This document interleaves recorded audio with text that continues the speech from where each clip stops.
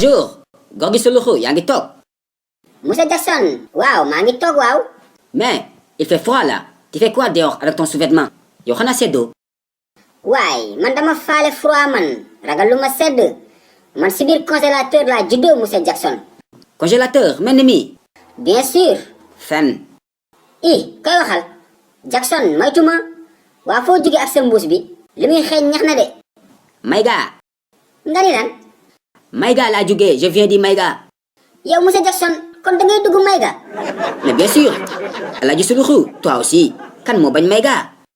coo wax nga dëgg de Maïga neexul bañ de.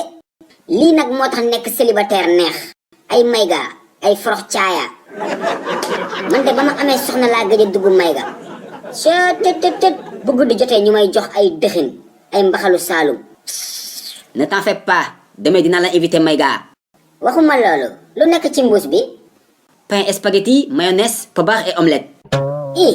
déggal nu muy prononcé pobar bi. ku bëgg lekk moo ngi nii. Jackson répète ce que tu viens de dire. lu nekk ci mbuus bi. Pain, spaghetti, mayonnaise, pobar et omelette.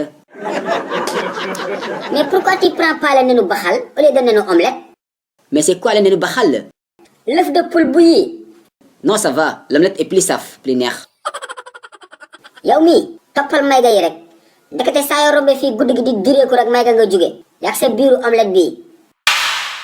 Yow sa biiru dëxin bi. kan nga naan biiru dëxin.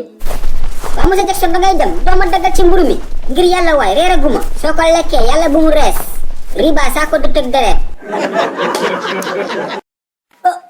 waaw seetaan nga ba pare. déet bul dem foo jëm capal fii bësal bouton bu xonk bi nga abonné bu ko defee vidéo bu bees bu njëkk a génn nga bokk si ñu ko njëkk a seetaan yow tamit. je vous aime I love you.